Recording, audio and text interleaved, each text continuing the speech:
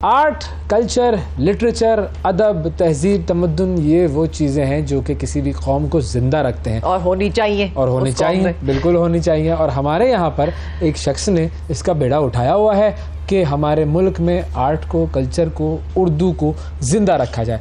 Arts council of Pakistan के president जनाब अहमद शाह साहब हमारे साथ मौजूद हैं और ये आजकल यूँ कहिए कि पूरे मुल्क में आर्ट को फैलाने में, कल्चर को फैलाने में इस मिशन पर ये गामजन है और मुल्क में भी और मुल्क से बाहर भी इन्होंने ये काम करना है। तो इनसे बात करते हैं कि क्या हो रहा है इस हवाले से। अस्सलाम वालेकुम सर, बहुत शुक्रिया आप तशरीफ़ लाए हमारे स्टूडियो में। सबसे पहले तो ये जो एक आर्ट और कल्चर का जो फैलाना है वो आपने अपने ज़िम्मे लिया हुआ है। हम वैसे जनरली ओवरऑल आपको क्या लगता है कि थोड़ा सा कल्चर से और इन तमाम चीज़ों से दूर होते जा रहे हैं? मतलब ये नायाब चीज़ें हो गई, नायाब चीज़ें हो गई हैं। बिल्कुल नायाब भी और एंटीक भी सर। तो इन चीज़ों को जब आप मुख्तलिफ एक्टिविटीज़ कराते हैं, कभी उर्दू अच्छा, मेरा जो है ना मैं 20 बरस तो आपको पता है हो गए मुझे, और वैसे मैं बचपन से इस काम में लगा हुआ हूँ, घरों पे, स्कूल्स में, कॉलेज में, यूनिवर्सिटी में। अच्छा, मैं समझता हूँ कि इस वक्त अगर आप अपने पड़ोसी मुल्क को देख लें, अच्छा बहुत ही ख़राब, मैं गया हूँ तो बहुत ही ख़राब हालात है, आम आदमी की ज़िंदगी अजाब है, लेकिन वो शाइनिंग इंडिया फलां और अपना जो वो बॉलीवुड कल्चर है वो दिखाते हैं। पूरा उन्होंने यही किया, मीडिया के ज़रिए उन्होंने वेस्ट को भी कैप्चर किया है। अब मीडिया जो है ना वो सिर्फ ये टीवी नहीं है, ये मेरा सिंगर राहत फजली खान जाए, आबदा परवीन जाए, कल्चर जो है ना वो एक्सट्रीमिज़म के ख़िलाफ़, तकसीम के ख़िलाफ़, एथनिक वायलेंस के ख़िलाफ़ सबसे बड़ा टूल है जिसको दुनिया, ये हॉलीवुड भी जो बना था ना तो first world war, second world war के प्रोपेगेंडे को प्रमोट करने के लिए बना था और साबुन और तेल बेचने के लिए बना था। ये कोई इसलिए नहीं बना था कि भाई अवाम में आपने कोई शऊर पैदा करना है, लेकिन बीच में उन्होंने नमक बराबर मसाला इसलिए डालना है कि लोग देखते रहें तो आपका इश्तहार चलता है। ये बहुत अच्छा टाइम था। ये इस मुल्क में दो ज़माने थे, पोस्ट ज़िया और एक वो, तो आपको पता है सारे इंस्टीट्यूशन ख़त्म हो गए। तो हम उसी के तहत हम इंटरनेशनल कोलैबोरेशन अमेरिकन के साथ, चाइनीज़ के साथ वो भी कर रहे हैं। और अब हम ये जो हमने नई ब्रांड शुरू की थी 16 साल से, आलमी उर्दू कॉन्फ्रेंस, आलमी उर्दू कॉन्फ्रेंस में हमने एक नया काम शुरू कर दिया था 5-6 साल पहले।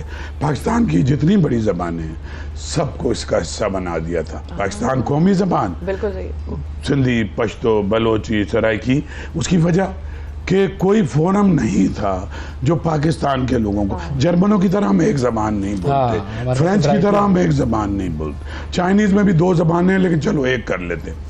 तो जब हमारे पास इतनी ज़बानें हैं तो पाकिस्तानी सकाफत, पाकिस्तानी अदब, खाली उर्दू अदब को आप नहीं कह सकते। इस खित्ते का जितना भी उसे कहे, ये एक बुके बनता है और ये डाइवर्सिटी के सब में एक ब्यूटी आती है। तो उसके बजाय यहाँ पर लड़ाइयाँ, और मेरे शहर में, तुम्हारे शहर में 40-40 लोग कत्ल हुए। बिल्कुल। अब इसका मकसद जो है पाकिस्तान की फेडरेशन को मजबूत करना है। हमने लाहौर में किया, किसी ने हमें ये नहीं कहा कि तुम कराची से लाहौर आ गए हो, उन्होंने सीना कुशादा करके। अभी मैं कश्मीर जा रहा हूँ, लोगों के चेहरे रोशन हैं। तो फिर मैं स्कर्दू जा रहा हूँ, मैं गवादर जा रहा हूँ, जहाँ प्रॉब्लम्स हैं, जहाँ पॉलिटिकल उनको लगता है कि उनके साथ कुछ डायलॉग का कल्चर नहीं है। अब देख ही रहे हैं आप सूरत हाल, ना पॉलिटिकल डायलॉग हो रहे हैं, ना ये जो कम्युनिटी। तो ये एक फोरम क्रिएट किया गया है, और ये फोरम मेरे अब्बा का नहीं है, पाकिस्तान के सारे अदीब, शायर, दानिशवर, जर्नलिस्ट सब मिलकर एक दूसरे से बात करना शुरू करें और टेबल पे मसाइल का हल निकालें। तो अब जो मुजफ्फराबाद में ये सारी एक्टिविटी होने जा रही है, ये कब है, उसमें क्या क्या चीज़ें होंगी? ये 3 और 4 को कॉन्फ्रेंस है जून की। सही। और वो पीसी में है क्योंकि कोई और ऑडिटोरियम ही नहीं है पूरे मुजफ्फराबाद में।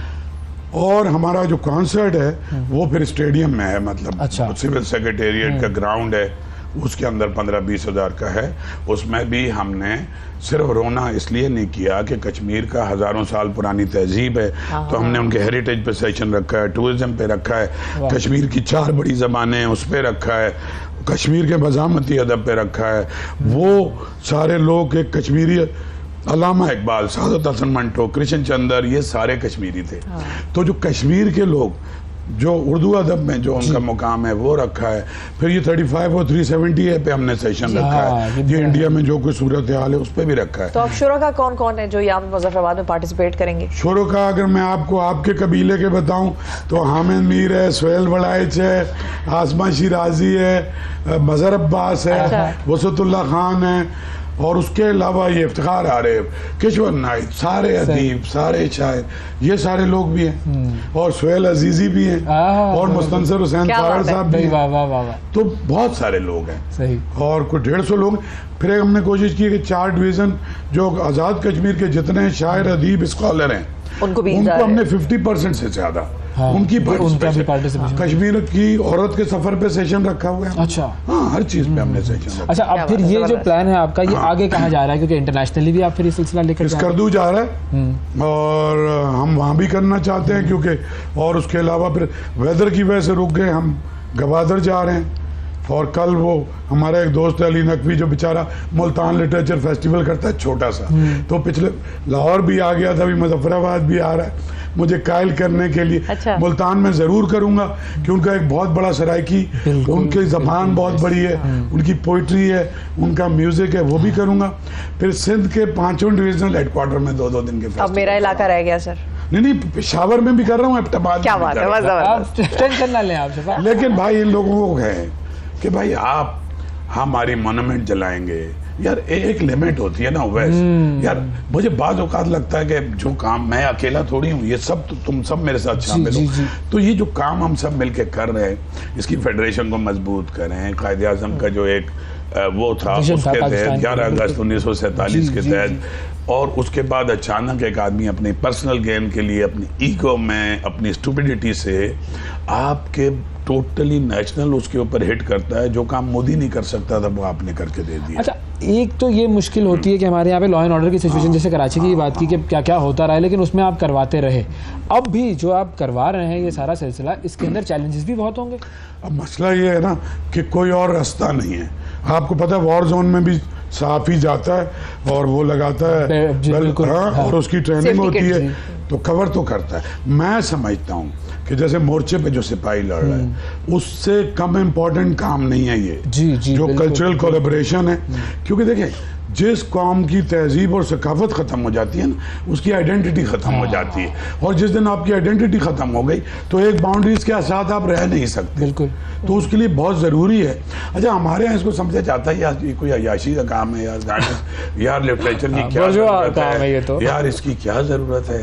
तो भाई यही तो आप मुझे बताएं, हमारे जितने हुक्मरान थे, रहे, वज़ीर आला, वज़ीर आज़म, उनको लोग ज़्यादा जानते हैं या शाह लतीफ़ को जानते हैं, गालिब को जानते हैं, शेक्सपियर को जानते हैं, विक्टर ह्यूगो को।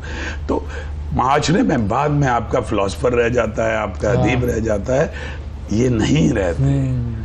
तो इनको भी ये बात समझनी चाहिए कि इनको अपने आप को इससे कनेक्ट करना पड़ेगा। बट खुदा के लिए वैसे मैं ये अपील तो नहीं करूँगा। और दूसरी बात ये कि कायदा और कानून और फलाना कोई रियायत नहीं होनी चाहिए। अगर मेरे मुल्क की असास पे कोई हमला कर रहा है, अगर उसकी कोई आइडेंटिटी पे हमला कर रहा है, तो यार हम किसका गेम खेल रहे हैं? हम प्लांटेड हैं क्या? अगर नहीं है तो क्या हम इतने पागल हैं, हम जुनूनी हैं कि हम, भाई हमारी लड़ाई, मेरे बेशुमार इख्तलाफात फौज से होते हैं, जितने उनके पॉलिटिकल बात औकात ह्यूमन राइट पर, लेकिन जानी मेरी फौज है ना, इंडिया की फौज तो नहीं है, अमेरिका की फौज। तो मैं लड़ूंगा ना जैसे घर में 2 भाई आपस में लड़ते हैं। हम लड़ते हैं कि तुम गलत कर रहे हो, बिल्कुल। वो कहते हैं नहीं जी हम गलत कर रहे हैं। अब इसका ये मतलब थोड़ी होती है कि इस घर को हम आग लगा दें।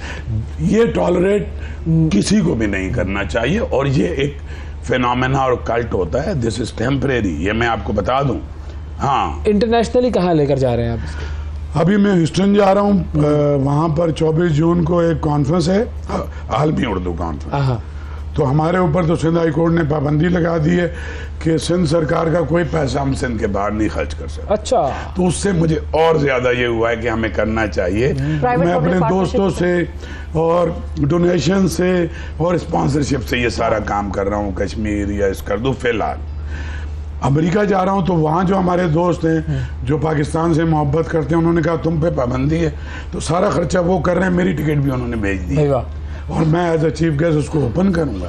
और यही बात मैं न्यूयॉर्क करके आया हूँ, यही बात मैं शिकागो करके आया हूँ कि भैया हमारी जो इमेज है ना, बाहर दुनिया में हमें समझते हैं कि ये सारे एयरपोर्ट में ओवैस जो है उसके हाथ में क्लशनकोव होगी, इसकी हाँ, दाढ़ी ऐसे ही भी इमेज है है। और हम उतरेंगे तो हमें गोली मार देंगे। हाँ। तो वहाँ जो एक्सपर्ट पाकिस्तानी हैं उनको भी शिद्दत से इस बात का एहसास है। तो मैं उनके साथ मिलकर काम कर रहा बिल्कुल, हूँ। बिल्कुल। मैं बरतानिया भी जा रहा हूँ, अमेरिका भी जा रहा हूँ, कनाडा भी जा रहा हूँ, और मैं कोशिश, लेकिन भाई ये जो घर है ये हमारा घर तो सर ऐसा ही है, नहीं, 75 हमारा साल से ये मोर्चा घर है। ऐसा ही चल रहा ये है। मोर्चा है ना, घर का कुछ लेनिन ने मोर्चे को कहा कि संभालना अगर है। किसी बड़ी लड़ाई पे आप निकल रहे हैं ना, तो सबसे पहले जो घर अपना का मोर्चा मोर्चा मजबूत कर लें। तो भाई इन सबसे कहो जो 24 करोड़ लोग यहाँ रहते हैं, ठीक है, उनसे को खुदा के लिए पहले हमें अपना मोर्चा मजबूत करना, फिर आगे बाहर के बढ़ना। किसी दुश्मन से लड़ना। बहुत शुक्रिया अदा करेंगे सर, वक्त दिया आपने। नाजरीन, अहमद शाह साहब अपने इस मिशन पर निकले हुए हैं और हम सब उनके साथ हैं।